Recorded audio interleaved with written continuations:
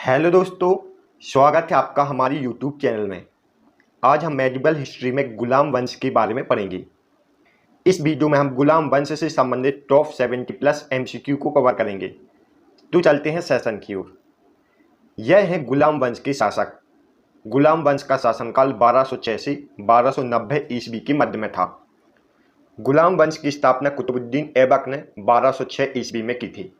कुतुबुद्दीन ऐबक के बाद आराम शाह, इल्तुतमिश, रुकनुद्दीन फिरोज शाह, रजिया सुल्तान, मुइजुद्दीन बहराम शाह, अलाउद्दीन मसूद शाह, नासिरुद्दीन महमूद, गयासुद्दीन बलबन, मुइजुद्दीन कैकीबाद और शमसुद्दीन कैमूर शासक बनते हैं। गुलाम वंश का अंतिम शासक शमसुद्दीन कैमूर था। इन सभी शासकों के बारे में जो भी महत्वपूर्ण पॉइंट है हम उनको एमसीक्यू के रूप में देखेंगे। पहला क्वेश्चन है, गुलाम वंश को किस नाम से जाना जाता है? इल्बरी वंश, मामूलक वंश और दास वंश। गुलाम वंश को इल्बरी वंश, मामूलक वंश और दास वंश के नाम से जाना जाता है। नेक्स्ट, गुलाम वंश की स्थापना कब हुई थी? 1206 ईस्वी में। गुलाम वंश की स्थापना 1206 ईस्वी में कुतुबुद्दीन ऐबक ने की थी। तीसरा प्रश्न है, गुलाम वंश ने कितनी वर्षों तक शासन किया था? लगभग 84 वर्षों तक। गुलाम वंश ने 1206 से 1290 ईस्वी तक शासन किया था, अर्थात लगभग 84 वर्षों तक गुलाम वंश ने शासन किया था। चौथा प्रश्न, गुलाम वंश किस सन से लेकर किस सन तक चला था? 1206 से लेकर 1290 ईस्वी तक। गुलाम वंश की स्थापना कुतुबुद्दीन ऐबक ने 1206 में की थी और यह 1206 से 1290 ईस्वी तक चला था। पांचवा प्रश्न, दिल्ली का पहला तुर्क शासक कौन था? कुतुबुद्दीन ऐबक। कुतुबुद्दीन ऐबक को भारत में तुर्की राज्य का संस्थापक भी कहा जाता है। भारत में तुर्की राज्य का संस्थापक दो व्यक्तियों को कहा जाता है, एक तो मोहम्मद गोरी और दूसरा कुतुबुद्दीन ऐबक। दोनों आपको याद रखना है। सातवां प्रश्न, किसने पंजाब के लिए कुतुबुद्दीन ऐबक से संघर्ष किया था? ताजुद्दीन एल्दोज ने। ताजुद्दीन एल्दोज उस समय पंजाब पर शासन कर रहा था और कुतुबुद्दीन ऐबक लाहौर पर शासन कर रहा था। ताजुद्दीन एल्दोज मोहम्मद गोरी का गुलाम था। इसने पंजाब के लिए कुतुबुद्दीन ऐबक से संघर्ष किया था।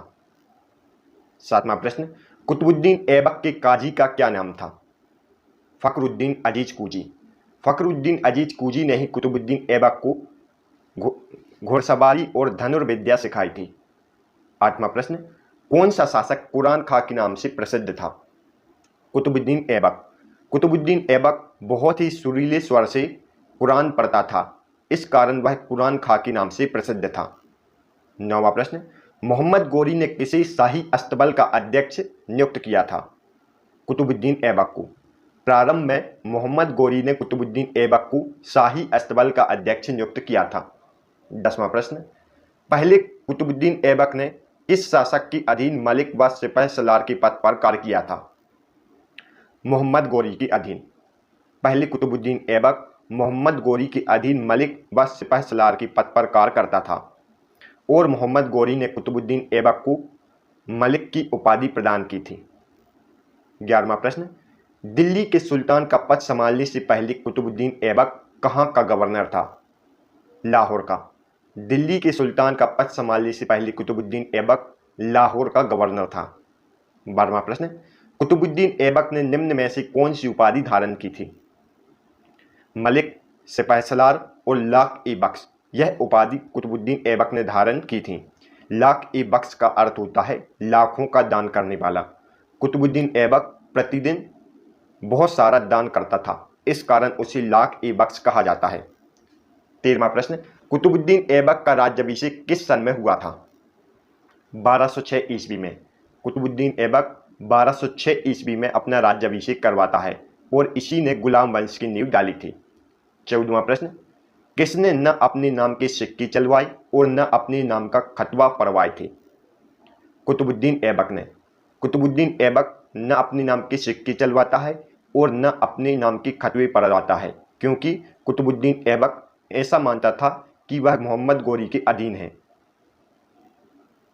और उसी के प्रतिनिधि के रूप में शासन कर रहा है। 15वां प्रश्न, ऐबक के सहायक सेनापति बख्तियार खिलजी ने किस विश्वविद्यालय को नष्ट किया था?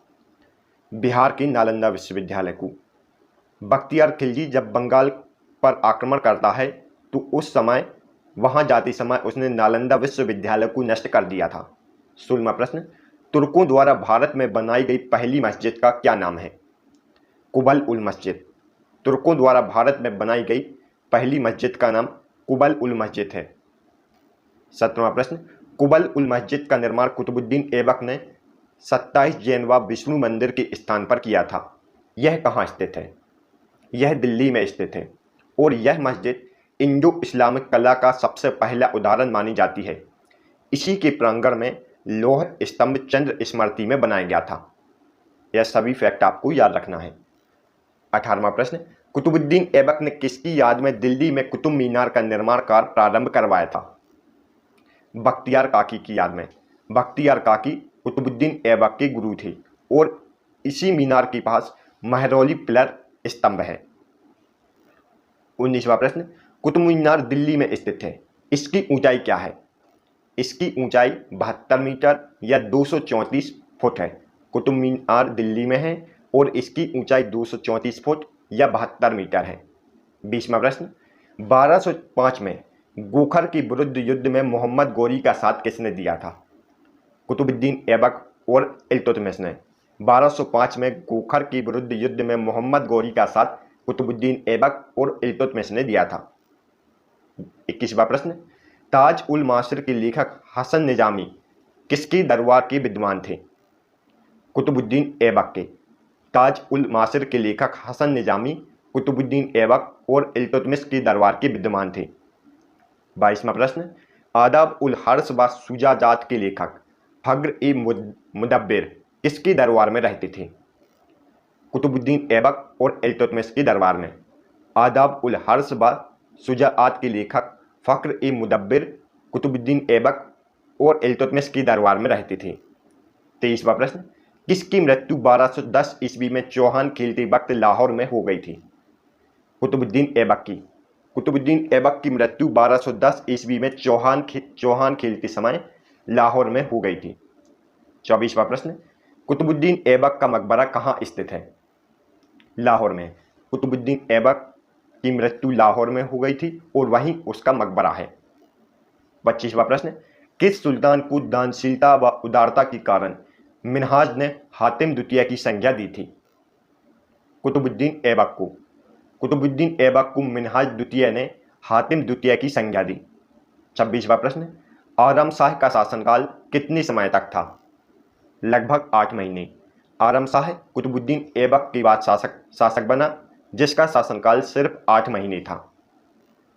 27वां प्रश्न, इल्तुतमिश ने अपनी राजधानी लाहौर से कहाँ स्थानांतरित की थी? दिल्ली में। इल्तुतमिश ने अपनी राजधानी लाहौर से दिल्ली में स्थानांतरित की। इससे पहले राजधानी लाहौर में थी। 28वां प्रश्न, कुतुबुद्दीन ऐबक ने इल्तुतमिश को कितने में खरीदा था? 1 लाख जीतल में। कुतुबुद्दीन ऐबक ने इल्तुतमिश को 1 लाख जीतल में खरीदा था। 29वां प्रश्न, सुल्तान बनने के समय इल्तुतमिश कहाँ का गवर्नर था? बदायूं का। सुल्तान बनने के समय इल्तुतमिश उत्तर प्रदेश के बदायूं का गवर्नर था। 30वां प्रश्न, खोखर के विरुद्ध युद्ध में इल्तुतमिश से प्रभावित होकर मोहम्मद गौरी ने इसे कौन सा पद दिया था? अमीर उल उमरा का। खोखर के विरुद्ध युद्ध में इल्तुतमिश से प्रभावित होकर मोहम्मद गौरी इल्तुतमिश को अमीर उल उमरा का पद देता है। 31वां प्रश्न, तराइन का तृतीय युद्ध 1215-16 ईस्वी में यल्दूज व इल्तुतमिश के बीच हुआ था। इसमें कौन विजय हुआ था? इस युद्ध में इल्तुतमिश जीत जाता है। तराइन का तृतीय युद्ध 1215 और 16 में इल्तुतमिश व यल्दूज के बीच होता है जिसमें इल्तुतमिश जीत जाता है। और तराइन कहाँ है? हरियाणा के कुरुक्षेत्र के पास स्थित है। 32वां प्रश्न, 1229 ईस्वी में बगदाद के खलीफा मुस्तानीर सीर बिल्लाह ने किसे सुल्तान और खिलाफत की उपाधि प्रदान की थी? इल्तुतमिश को। बगदाद के खलीफा मुस्तान सीर बिल्लाह ने इल्तुतमिश को सुल्तान और खिलाफत की उपाधि प्रदान की थी। 33वां प्रश्न, बगदाद के खलीफा से खिलगत मिलने के बाद इल्तुतमिश ने कौन सी उपाधि धारण की थी? नासिर अमीर उल मोमिन। बगदाद के खलीफा से खिलगत मिलने के बाद इल्तुतमिश ने नासिर अमीन उल मोमिन की उपाधि धारण की। 34वां प्रश्न, शुद्ध अरबी सिक्के सर्वप्रथम किसने चलवाए थे? इल्तुतमिश ने। इल्तुतमिश ने चांदी का टंका जो 175 ग्राम का था और तांबे का जीतल चलवाया था। इल्तुतमिश ने सबसे पहले शुद्ध अरबी सिक्के चलवाए थे। 35वां प्रश्न, इल्तुतमिश ने निम्न में से किन प्रणालियों को चालू किया था? तो एकता प्रणाली और तुर्कान ए चहलगामी प्रणाली। इल्तुतमिश द्वारा एकता प्रणाली और तुहरगान ए चहलगामी प्रणाली की शुरुआत की गई थी। तुर्कान ए चहलगामी 40 सरदारों का एक समूह था। 36वां प्रश्न, प्रथम सुल्तान जिसने दुआब की आर्थिक क्षमता समझी थी वह कौन था? इल्तुतमिश था। इल्तुतमिश पहला सुल्तान माना जाता है जिसने दुआब की आर्थिक क्षमता समझी थी। 37वां प्रश्न, भारत में पहला मकबरा इल्तुतमिश ने बनवाया था, यह किसकी याद में बनाया गया था? नासिरुद्दीन महमूद या सुल्तान गरी। नासिरुद्दीन महमूद इल्तुतमिश का पुत्र था, लेकिन इसकी मृत्यु अल्पकाल में ही हो जाती है और यह पहली बंगाल का शासक था। इस कारण इल्तुतमिश ने इसका एक मकबरा बनवाया और यह मकबरा भारत में बनाया गया पहला मकबरा था। नासिरुद्दीन महमूद या सुल्तान गरी का मकबरा कहाँ है? दिल्ली में। यह सभी फैक्ट आपको याद रखना है। 38वां प्रश्न, इल्तुतमिश ने किन इमारतों का निर्माण करवाया था? बदायूं की जामा मस्जिद और अतारकिन दरवाज़ा। इल्तुतमिश ने बदायूं की जामा मस्जिद और राजस्थान के नागौर में अतारकिन दरवाज़ा और दिल्ली में शमसुद्दीन हौज का निर्माण करवाया था। 39वां प्रश्न, इल्तुतमिश का अंतिम अभियान कहाँ का था? बामियान का, और बामियान ग्वालियर के पास एक क्षेत्र है। 40वां प्रश्न, इल्तुतमिश का मकबरा स्क्री शैली से निर्मित होने वाला भारत का पहला मकबरा है, यह कहाँ स्थित है? यह दिल्ली में स्थित है। इल्तुतमिश का मकबरा स्क्री शैली से निर्मित होने वाला पहला मकबरा है और यह दिल्ली में स्थित है। 41वां प्रश्न, दिल्ली सल्तनत का उद्धारक कौन था? इल्तुतमिश। दिल्ली सल्तनत का उद्धारक इल्तुतमिश को कहा जाता है क्योंकि इसने मंगोल आक्रमणकारियों से दिल्ली सल्तनत की रक्षा की थी। 42वां प्रश्न, चंगेज खान ने जलाउद्दीन का पीछा करते हुए किसके शासनकाल में भारत की सीमाओं पर आक्रमण किया था? इल्तुतमिश के काल में। 43वां प्रश्न, निजामुद्दीन जुनैदी किस सुल्तान का वजीर था? इल्तुतमिश का। इल्तुतमिश के वजीर का नाम निजामुद्दीन जुनैदी था। 44वां प्रश्न, सुल्तान इल्तुतमिश के शासनकाल में न्याय चाहने वाले व्यक्ति को क्या पहनना पड़ता था? लाल वस्त्र। लाल वस्त्र पहनकर ही रजिया सुल्तान ने जनता से न्याय मांगा था। 45वां प्रश्न, किस सुल्तान ने मिन्हाज और इसामी जैसे विद्वानों को राज्याश्रय प्रदान किया था? इल्तुतमिश ने।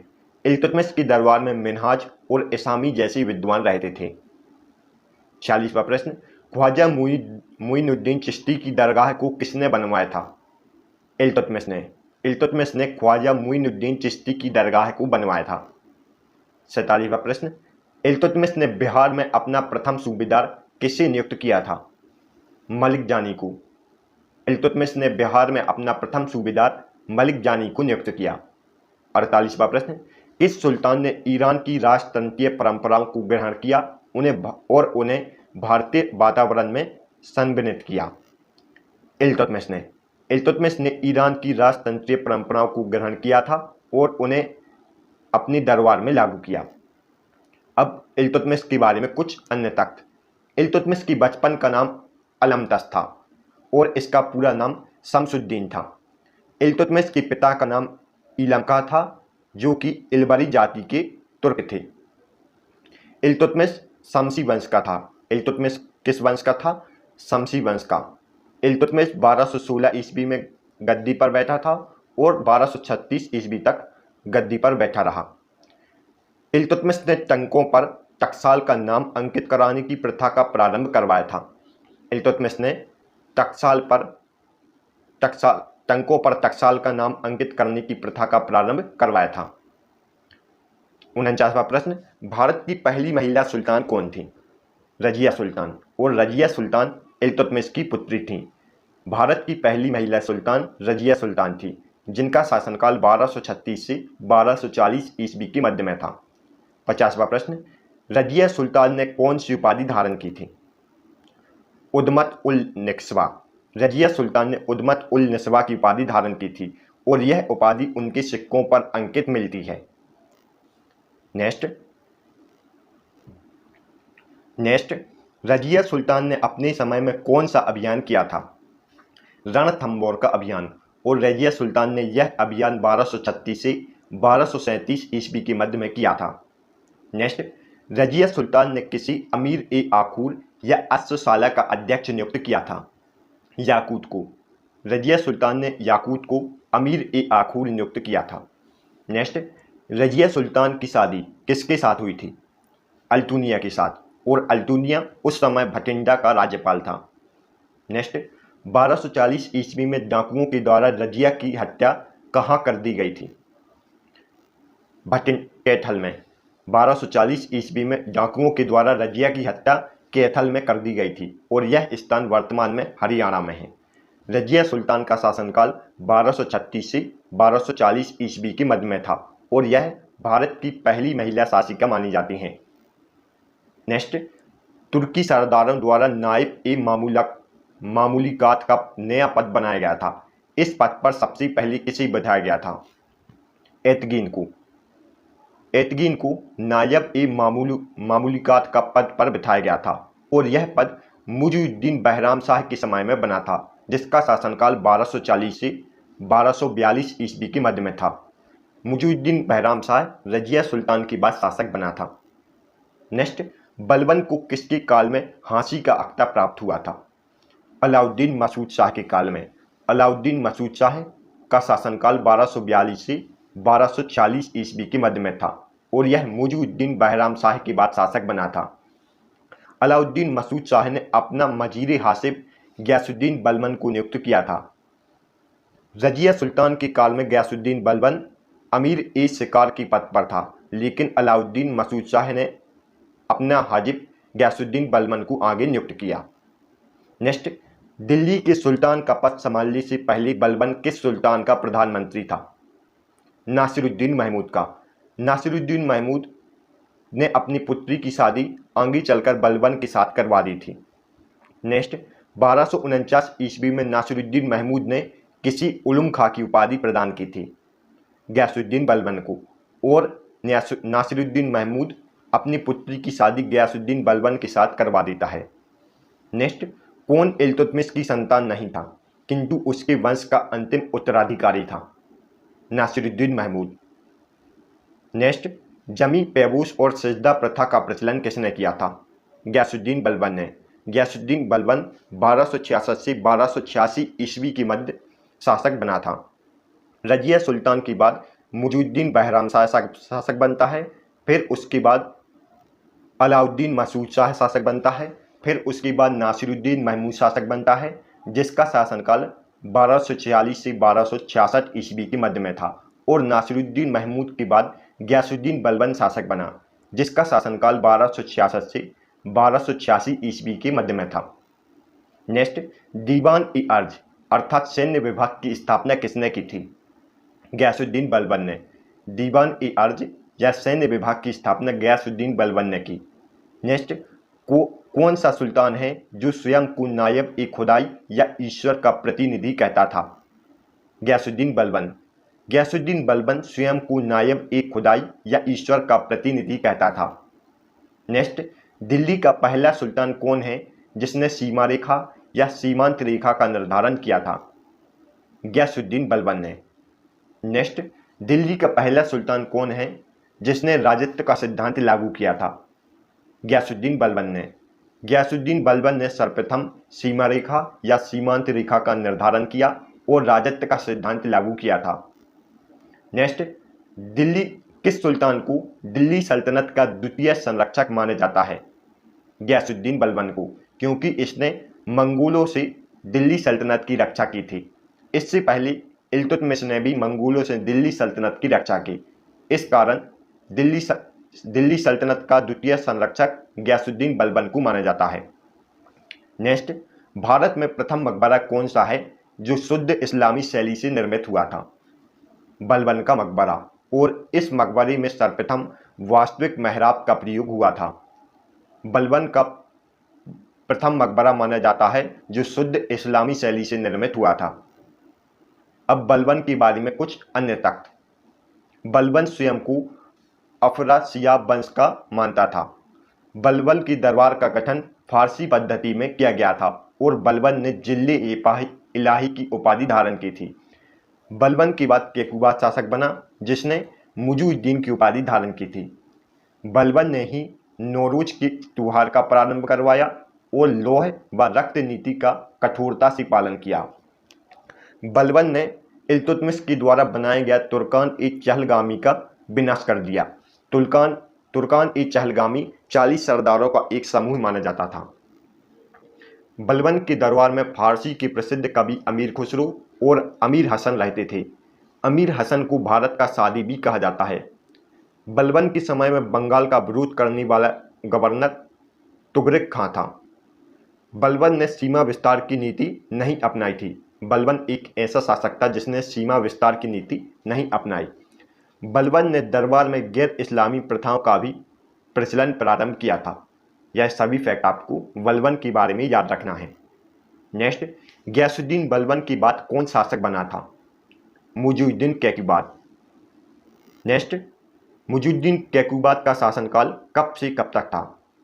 मुजुद्दीन कैकुबाद का शासनकाल 1286 से 1290 ईस्वी के मध्य में था और यह गयासुद्दीन बलबन के बाद शासक बना था। नेक्स्ट, गुलाम वंश का अंतिम शासक कौन था? शमसुद्दीन कैमूर्स और यह एक साल के लिए शासक बना था। नेक्स्ट, गुलाम वंश के अंतिम शासक की हत्या किसने की थी? जलालुद्दीन खिलजी ने। गुलाम वंश के अंतिम शासक शमसुद्दीन कैमूर्स की हत्या जलालुद्दीन खिलजी ने कर दी और दिल्ली सल्तनत पर गुलाम वंश के बाद खिलजी वंश की नींव डाली थी। Thanks for watching. यदि आपको हमारी वीडियो पसंद आई हो तो आप हमारी वीडियो को लाइक और चैनल को सब्सक्राइब जरूर करें। तो मिलते हैं नेक्स्ट वीडियो में, तब तक के लिए गुड बाय। आप इस वीडियो से रिलेटेड PDF को हमारे टेलीग्राम ग्रुप से डाउनलोड कर सकते हैं जिसका लिंक डिस्क्रिप्शन में दिया हुआ है।